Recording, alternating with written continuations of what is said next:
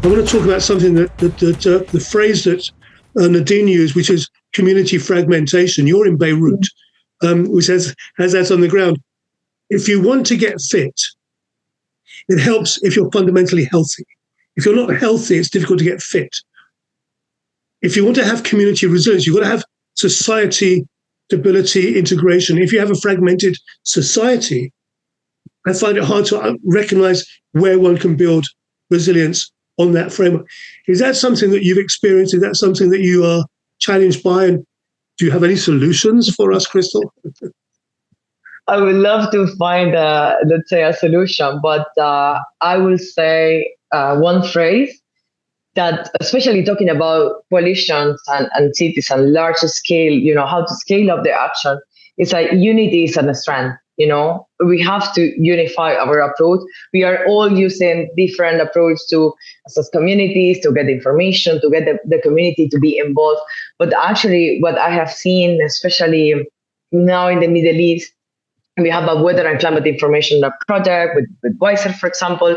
And then it's like sometimes we are lacking of the basic. And then we arrive with some kind of like sometimes sophisticated words and approaches at community level. And then being able to have, let's say, a very simple approach to address those elements are helping us to be like a more unique, and also to address those fragmentation. And as well as Nadine rightly mentioned, sometimes we are competing among ourselves, not only for funds, but also to showcase what we are doing. And actually, we are doing a lot. As an international community, I believe that we have invested a lot.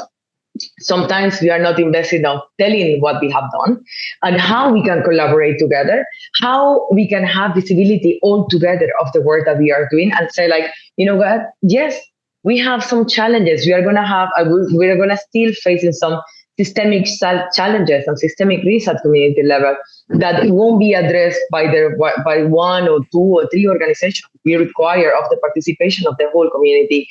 And in my experience, what I have seen is when the community is already part not only of their plan of action, but when they see that this is something that they can actually implement, they will move forward. And they don't need either any organization to help them to evacuate. Also, even they find the solution for their own early warning system. I remember a beautiful story in Honduras where the community by itself installed their own early warning system. Like they were measuring the rivers, and they were also working, to enhance their livelihood, how they can access to different local authorities. So, but how we did that, just giving back to them the power and the knowledge for them to be able to be the responsible for their own development.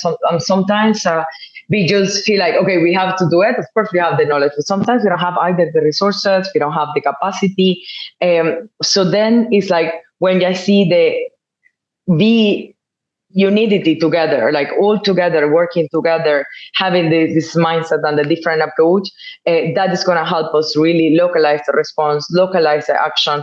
And that brings me again to the localization agenda that is speak about like localize the resources, localize the knowledge, and how we are going to build that. I can speak about many, many examples about the work that we have done all over the world.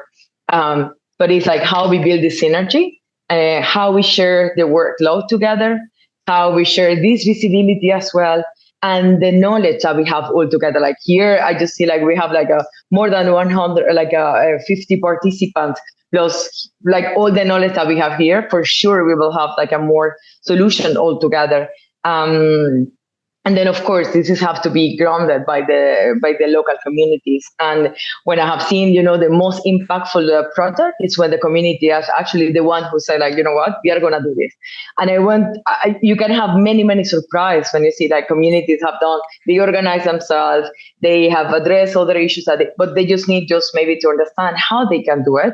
And sometimes we left aside that they have also a role. And they are also responsible for their own development, and especially in this type of context where we have Iraq and protected crisis, then we have natural disaster where you have seen like other type of vulnerabilities. Then you see like, okay, it's not enough. It's not enough just addressing, through the preparedness or through the, like how we enhance the community resilience is having all together as an actor and addressing actually what are the real needs of a community. This is one of the main elements. So I would say like building the synergies, also visibility, also to learn from each other.